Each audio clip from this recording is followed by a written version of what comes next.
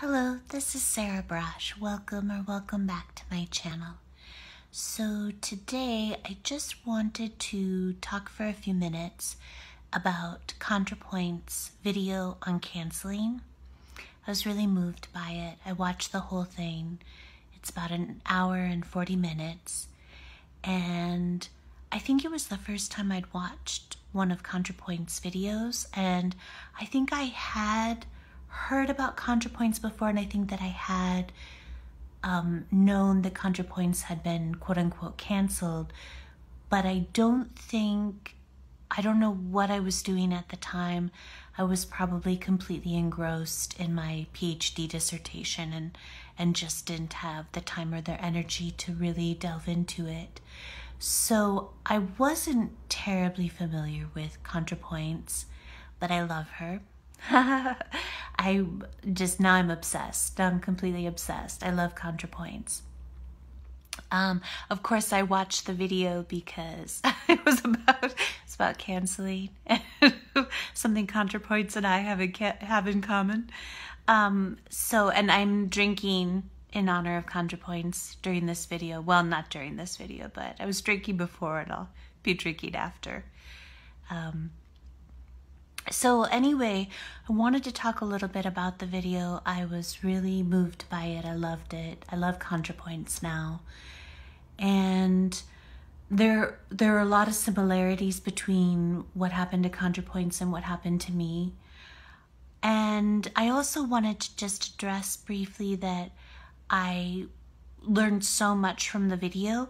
I've always been incredibly pro-LGBTQ rights in every sense, and I have, as I've mentioned before, there is a gay couple whom I've known for years and years, whom I consider to be my fathers, and I call them my surrogate dads. And they, of course, when I had to flee Yale's campus and go into hiding, I went to them and they sheltered me, and they also paid $10,000 for the attorney to save my life and to stop Yale from wrongfully expelling me. So I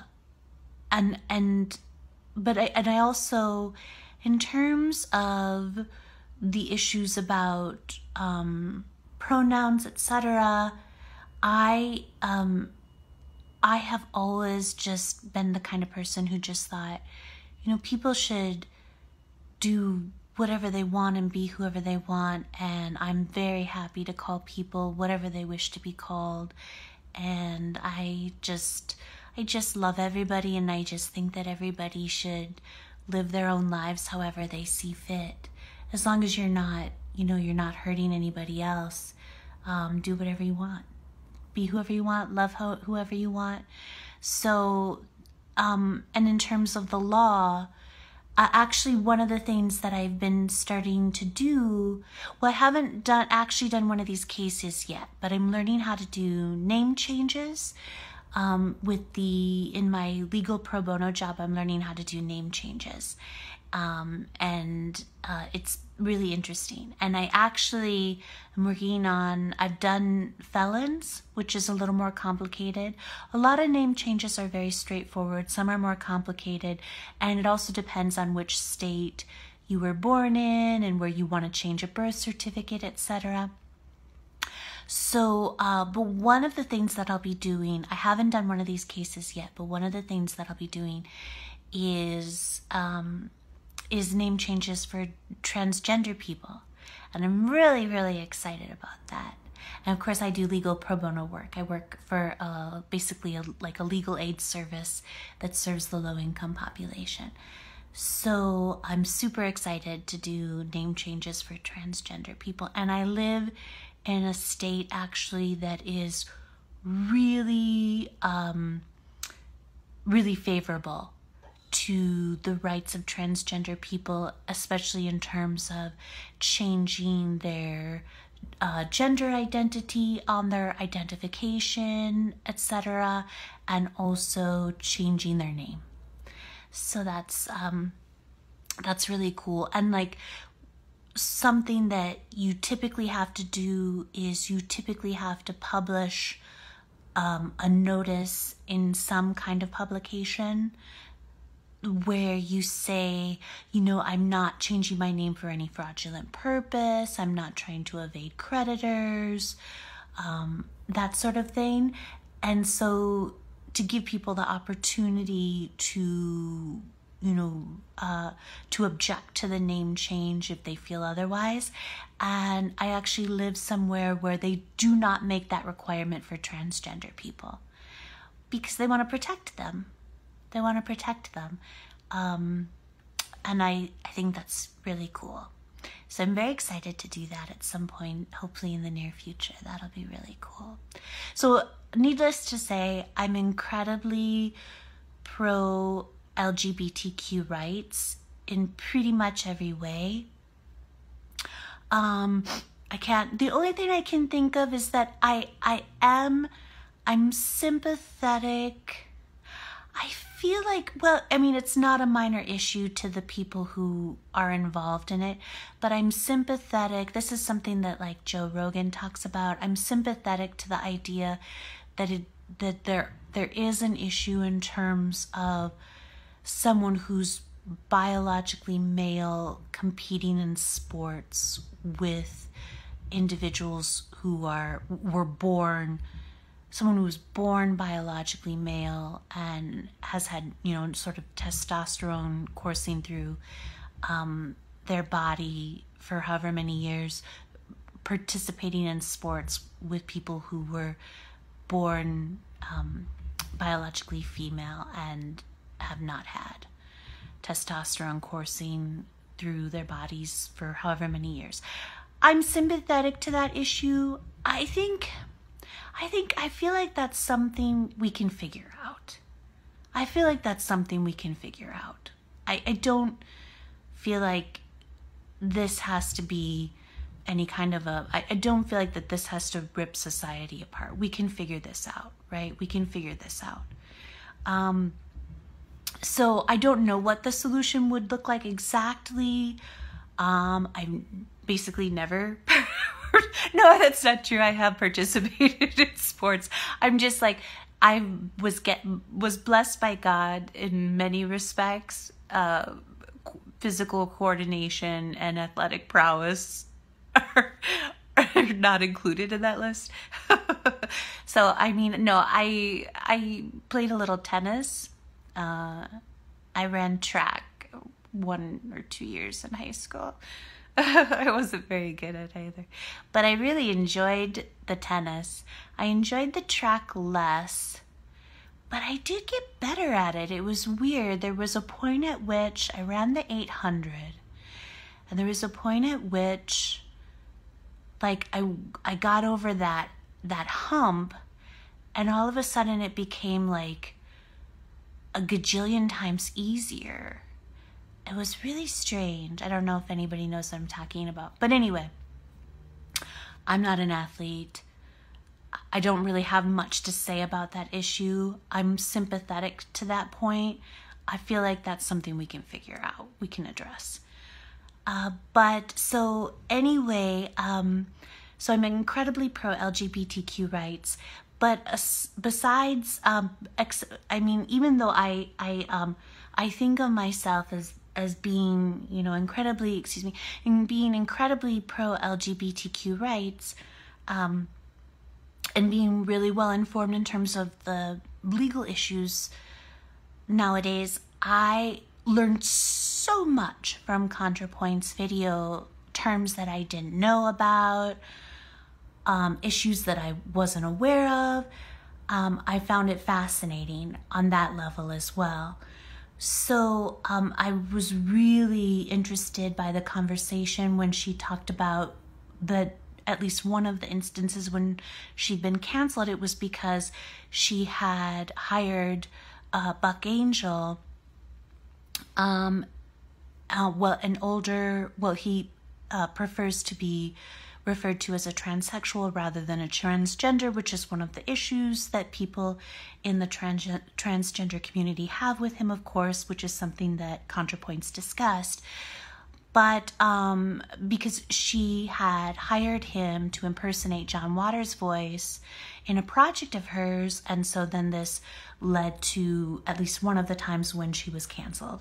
So what I thought was really interesting about what had happened, and then the issue, of course, which ContraPoints discussed, that people in the transgender community have with Buck Angels because they think of him as true scum, or a transmedicalist, which means that they have an issue with him because they feel like he's hostile to non-binaries, and then also because he really chooses to distance himself even from the term transgender, and as a way, it's understood as a way to distance himself from non-binaries in the transgender community by exclusively referring to himself as a transsexual, and insisting upon being referred to as such.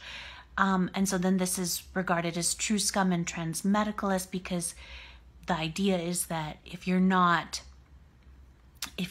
don't actually go through the medical transformation, and become as actually ContraPoints has, and is now, as she says, she is a biological female now. She's gone through the medical transformation. So if you haven't done that, then you're not, a true transgender, basically, is the idea. And that this is really painful and hurtful to many people in the transgender community, which I can understand why they would feel that way. People who choose not to, or can't, or consider themselves non-binary, or choose not to go through the medical transformation from either female to male or male to female biologically. So that's why. But what I thought was really interesting, the way that I related to this, is when ContraPoints spoke about how really she was canceled because she refused to oust a member of the community because they failed some sort of purity test. And obviously she acknowledged that Buck Angel has said some things that a lot of people felt were very hurtful, but at the same time she also acknowledged that he is someone who was an incredible trans activist for years for the community and did amazing work for the community, and that she acknowledges that, and so she feels like it's worth it to try to embrace this person, bring them back into the fold, have a conversation with this person, and try to, basically, talk to them about why what they said was so hurtful to so many members of the community, why they're in so much pain over it, and try to basically bring him back into the fold, and that this is someone who is very much worth keeping as a member of the community, and has done amazing things for the community, and is someone who's older, of a completely different generation, that had a completely, in some respects, had a completely different set of issues. This is someone who basically really paved the way for the generations that followed. And they also, this is someone that linguistically, they just used different terms. Like ContraPoints, I thought it was so interesting when she mentioned that transsexual just was the term that was used at that time to describe people in the transgender community. So anyway, all of that was incredibly interesting to me. And one of the ways that I related with that discussion is that I also felt like ultimately I was canceled in some respects because I refused to oust someone who had failed a purity test, a woke intersectional feminism dogma purity test, because I was canceled ultimately, obviously because if you're watching this, you know who I am, and you probably watched other of my videos, and you probably read my blog, and you probably see me on Twitter. I'm not on Twitter right now because I've really been canceled. That's something else I wanted to talk about. We'll talk about that in a second. So, there's a whole story, there's a whole chain of events But ultimately I was canceled because I was initially socially ousted by the graduate students in the philosophy department. And yes, I know that ContraPoints is an ex-philosopher and went through half a PhD program, so that's also why I love her. But I was initially socially ousted from the philosophy department at Yale by the graduate students because I refused to allow them to violate the federal civil rights, the religious expression rights of an evangelical Black man who was our only person of color job candidate for a tenure-track assistant professor position. This was in spring of 2015. And the reason why the other graduate students had devised this campaign to make sure that he would not be able to obtain this position is because they had been trolling online, digging up dirt on the job candidates, and they came across some years old comments that this job candidate, an evangelical Christian, had made on a Christian forum, where, to my mind, basically he just basically just expressed his adherence to biblical scripture as Christian doctrine, including the prohibition on sodomy, which he understood as including a prohibition on homosexual sex. So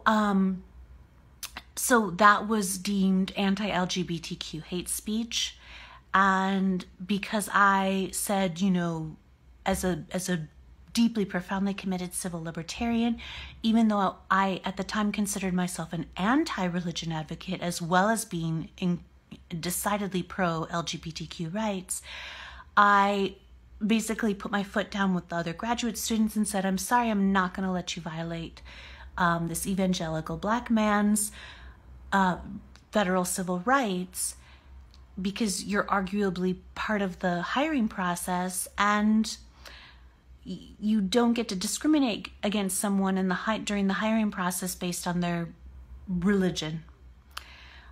So then I was ousted. I was canceled because I had failed this purity test, but also because I refused to oust someone, oust them from the hiring process in this case, because they failed a purity test. So that was interesting to me. What was there was something that I was gonna mention. Oh, it'll come back to me. But anyway, so I found ContraPoints video incredibly interesting. Maybe I feel like I'm forgetting to mention things I wanted to mention. I just wanted to do this as like an impromptu video. I didn't want to script it. So I'll do another video. It'll come back to me and I'll do another video. But anyway, so one of the things that I really wanted to mention that really touched me and moved me, here I remember the one thing I wanted to mention was that I'm not on Twitter anymore either. I think ContraPoints actually made the choice to leave Twitter. I did not make the choice to leave Twitter. But some of my fans basically ousted me from Twitter too. Or my fans, or the people who have sick, obsessive, delusional, vendettas against me, made an orchestrated effort to oust me from Twitter by, manipulating and taking advantage of, Twitter's policies, and they did it. So, congratulations. I'm sure you're very pleased with yourselves. I am making every effort to hang on to my Twitter account. I do feel that I still need it. I do. Obviously, and this is something I wanted to talk about too, I'm not an online personality, which ContraPoints was even before she was canceled. She was a famous online personality with, millions of followers, basically across platforms. I think she's at like 800,000 on YouTube right now. I don't know how many she had on her Twitter account before she left Twitter. But so so I'm working on trying to hang on to my Twitter account, but I was really encouraged by the fact that she had listed all of her social media accounts below the YouTube video, and she said Twitter canceled in parentheses or in brackets. And that made me feel a million times better because, you know, she's been canceled, and also she doesn't need Twitter. Granted, she has about she's about 799,950 more YouTube subscribers than I do. But it just made me feel like, you know, I could become a famous YouTube personality, right?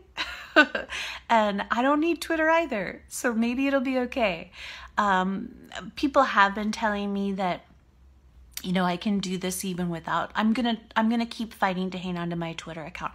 I do feel like I still need it. I feel like I still need it to save my life and career, but other people are telling me I don't. There are workarounds. I can just have my supporters post my blog posts and my YouTube videos, and I can still save my life and career without it. But I'm gonna keep trying to fight to get it back because I do feel like I still need it. I do feel that way. But anyway, but that was encouraging to me that ContraPoints actually does not have a Twitter. I did appreciate when she talked about how what a cesspool Twitter is. Oh, it's bad. And the thing about, and of course YouTube is bad too, but there's something about YouTube where I just don't read the comments. I just don't read them. I don't even look at them. I know they're a cesspool, but for some reason I can do that with YouTube, and it's harder to do that with Twitter. You're not in the same kind of position where you can just completely ignore the comments and not even look. So there's that. But anyway, that was encouraging to me that she's not even on Twitter anymore. But the other thing too is that I wanted to talk about briefly, and then, oh, this video is getting a little bit long. I should probably wrap it up. But the other, and then go drink in honor of ContraPoints. But the other thing I wanted to talk about was that I was really just moved and touched by ContraPoints' discussion about how painful, how debilitating, how hurtful, how harmful cancellation was, being mobbed, cyber mobbed, and cyberbullied on Twitter especially, and how horrible the comments to her were, and how painful it was that she didn't get out of bed for a month, that you know, she was at the point, and she actually spoke about someone else who had been canceled who had committed suicide, and I feel the same way as ContraPoints did. She probably thought about it. I definitely thought about it. I came really, really, really close many, many, many times. But I do feel like my guardian angels, my beautiful red-haired guardian angel brothers, were watching over me. And I would literally just, when I got too stressed out and too upset and actually getting close to really being able to go through with killing myself, with committing suicide, I would literally pass out. I would pass out. I would go unconscious. When I got too overwhelmed by the pain, I would just go unconscious, and sometimes for hours. And it wasn't just like, it really was going on, it's hard to explain, but it really was going unconscious. Like I wasn't going to sleep. I was passing out. So that was interesting, but ContraPoints talked about how painful it was, and I want to impress that upon people, because I know so many people, and ContraPoints also said she doesn't like to think of herself as a victim, and of course I don't like to think of myself as a victim either. I think of myself as tough. I think of myself as having lived and survived and endured and survived a life of incredible and egregious trauma and violence, and I feel tough because I came through it with flying colors, and I came from nothing. I came from an incredibly disadvantaged background, and I just clawed my way to the top of academia, and I'm about to get a PhD from Yale. I have a JD. I'm a licensed attorney. I'm a rocket scientist. You know, I'm a human and civil rights activist. I've worked and lived and traveled all over the world. So I feel like this incredibly accomplished, tough, strong person who has overcome so much. And so I don't like to think of myself as a victim either. But I think it's really, really important, and I want people to understand, because think about this. ContraPoints said, I think, did she actually say she contemplated suicide? I think she said she came close, maybe. But that she just was like, I'm not going to give the people who want to see me kill myself the satisfaction of actually being able to say that they drove me to it. And I feel the same way. I'm okay now. I am so glad I didn't kill myself, and I'm not going to kill myself, because I am not going to give my enemies who want to be able to say that they drove me to suicide the satisfaction of being able to say that. So I will not kill myself. I'm okay. I'm out of danger. Even though I still have tough days, I still have bad nights. So I really appreciated that. But I just want people to understand, think about what ContraPoints said. ContraPoints is a famous online celebrity personality with money and resources and a significant following. And she basically got to the point where her cancellation was so painful and so debilitating that she couldn't get out of bed for the month. She maybe came close to contemplating suicide, but it sounds like never actually got, real close. And she talked about how she couldn't believe that her cancellation became an article in The Guardian. So I just want people to understand that. And now I want you to understand, before the next time you try to say, why doesn't Sarah just get over her cancellation? Why doesn't Sarah just move on? Why doesn't Sarah just get past it? Why is Sarah still whining about this?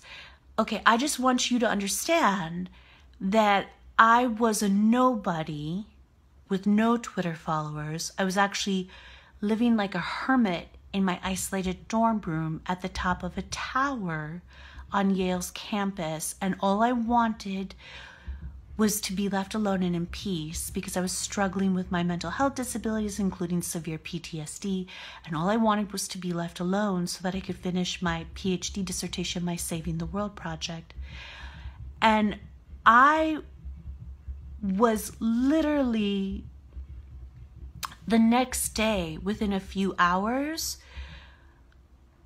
attacked around the globe. I think my cancellation was on the front page of the New York Times about 25 times in some way, shape, or form. I was attacked not just nationally, but internationally. I was attacked around the globe as some kind of genocidal villain, Pol Pot, despot-esque like figure. And I was a nobody who was basically already in hiding and had just wanted to escape from the world and just wanted to, just disappear and be left alone to work on my Saving the World project. That's all I wanted to do. And I was, just a few months ago, the New York Times put me on my cancellation on the front page of their paper. And I continue to be defamed on a global scale to this day. Thanks, Yale. So, and the death threats, the number one comment, as I've mentioned before, that woke intersectional feminists made to me was to tell me to go hang myself like my dead, or to say that I'm so ugly that I should go hang myself like my dead brother. The death threats, the threats of violence, including sexual violence, just nonstop. I mean, I still get them. Obviously, it's waned, but I still get them. I still get attacked. I still get stalked. I still have, it's so much fun. It's so much fun being, people think that it would be so wonderful to be the kind of person who invites, obsession, like sexual obsession or just obsession in general. It's really not that great. Not so great. This experience, coupled with the fact that I've always been the kind of person that attracts really sick, obsessive, delusional stalkers, is not a great combo. It has not worked out so well for me. So anyway, but I just wanted to say that to people, to impress upon them. Just think about that. Think about ContraPoints' candor about the pain that she went through after her cancellation, and then just think about what I must have gone through based on what was done to me. I'm still often shocked that I'm alive. I'm shocked that I'm alive. Because, you know, I'm shocked that either someone didn't kill me or that I didn't kill myself. I'm shocked to still be alive sometimes after what I went through. I think most people wouldn't have been able to survive it. I do. So I just wanted to say that. And I don't want people, like, I consider myself a tough, strong person. I know I'm tough and strong because of what I survived, what I endured and survived. And I do feel that I'm on a God-given and God-guided path, and that I have my guardian angels looking over me. And I do feel that I was meant to endure and survive this nightmare for a reason. And I'm going to make positive changes in the world. And I'm going to restore civil liberties, including due process and free speech on college campuses. And I'm going to bring down the moral outrage industry. But I just want you to imagine, after what you heard ContraPoints discuss how painful it was for her, just imagine what it was like for me. Just imagine what it was like for me. And think about that. And maybe the next time you want to tell me that I need to toughen up and, you know, I need to get over it and I need to move on, and I need to not stop being such a victim, maybe you just want to keep it to yourself. Maybe you just want to keep that to yourself that day. Maybe you don't need to share that point. Yeah. So anyway, because obviously it's still, you know, I'm still going through a lot every day. I still get attacked every day.